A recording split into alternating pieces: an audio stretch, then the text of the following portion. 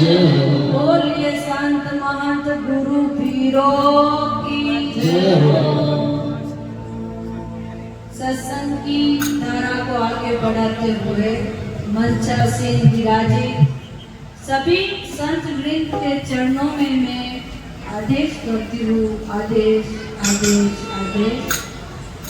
आप सभी प्रभु प्रेमियों के हृदय में विराजमान हृदयेश्वर भगवान को मैं प्रणाम करती हूँ और छोटे बड़े लड्डू गोपाल को ढेर सारा प्रेम अर्पण करती हूँ। धरती रो कागज करूँ कलम करूँ बन राय, सात समुद्री साई करूँ गुरु गुण लिखियो ना।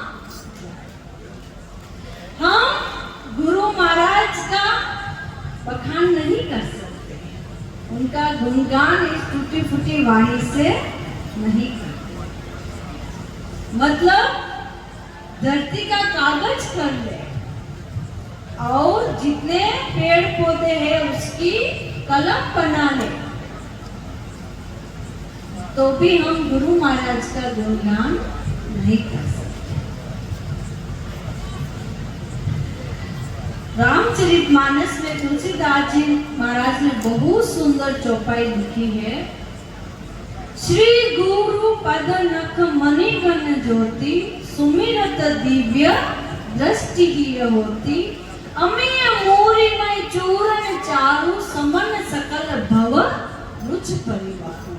तुलसीदास जी महाराज ने क्या कहा कि मैं मेरी वाणी से गुरु महाराज के पूरे शरीर का वर्णन तो नहीं कर सकता, मेरे में इतना सामर्थ्य नहीं है, लेकिन सद्गुरुदेव के चरणों के अंगूठे का जो नाखून होता है उसका मैं सुमिरन कर सकता हूँ। और उन्होंने उस नाखून की उपमा किससे की है? मणि के समान। गुरु महाराज के चरणों के अंगूठे का नाखून किसके समान है? मणि के समान है। अब तुलसीदास जी महाराज ने मणि की उपमा ही क्यों दी है? क्योंकि मणि स्वयं प्रकाशित होती है, उसको प्रकाशित करने की जरूरत नहीं है।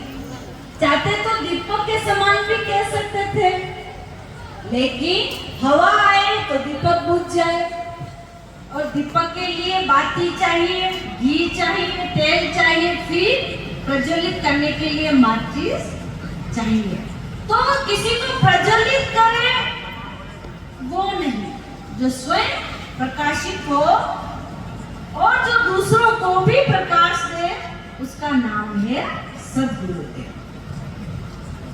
तो जीवन में गुरुदेव हमें क्या प्रदान करते हैं? गुरु तारक होते हैं, गुरु पारक होते हैं और गुरु उद्धारक होते हैं। क्या होते हैं? गुरु तारक होते हैं। इस भव सागर से पार करने वाले अगर कोई है तो वो एक तत्व है, और वो है हमारे सद्गुरुदेव। सत्य का मार्ग को कौन बताते हैं? हमारे गुरु महाराज। तो गुरु महाराज तारक होते हैं, गुरु महाराज पारक होते हैं। सत्य की परख करना कौन सिखाते हैं? हमारे गुरुदेव। सत्य क्या है, धर्म क्या है, विवेक क्या है, अविवेक क्या है, उसको परखने की क्षमता हमें हमारे गुरुदेव प्रदान करते हैं, और गुरुदेव उद्धारक होते हैं। इस भव सागर से अगर हमारा उद्धार हमें करना है तो हमें गुरु की शरण लेनी पड़ेगी। भव सागर जह पार जो पावा, अगर भव सागर को पार करना है तो गुरु की शरण बहुत आवश्यक है। अगर कुएं में गिरे ना तो कुएं में जल हो तो थोड़ी कम लग सकती है, लेकिन ये भव सागर का जो अथाह कुआं है, अथाह सागर है, उसमें गिरने के बाद तो फिर चोटें ही चोटें, फिर इससे निकलना बहुत मुश्किल है। पुनरपि जननम पुनरपि मरणम जननी जठरे शयनम यह संसारे खल दुस्तारे कृपया वारे पाए मुरारे भज गोविंदम गोविंदम भज मूढ़मते। भगवान ने क्या कहा? पुनरपि जननम पुनरपि मरणम, बार बार तेरा जन्म होता है हे जीव, और बार बार तू मृत्यु को प्राप्त होता है। बार बार माँ के गर्भ में तुझे कष्ट सहन करना पड़ता है।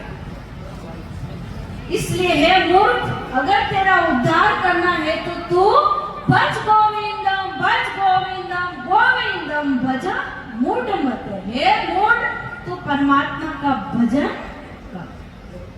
जब ये जीव माँ के गर्भ में होता है तो जितनी तकलीफ माँ को होती है उतनी ही उस शिशु को भी, उस बच्चे को भी माँ के गर्भ में तकलीफ होती है।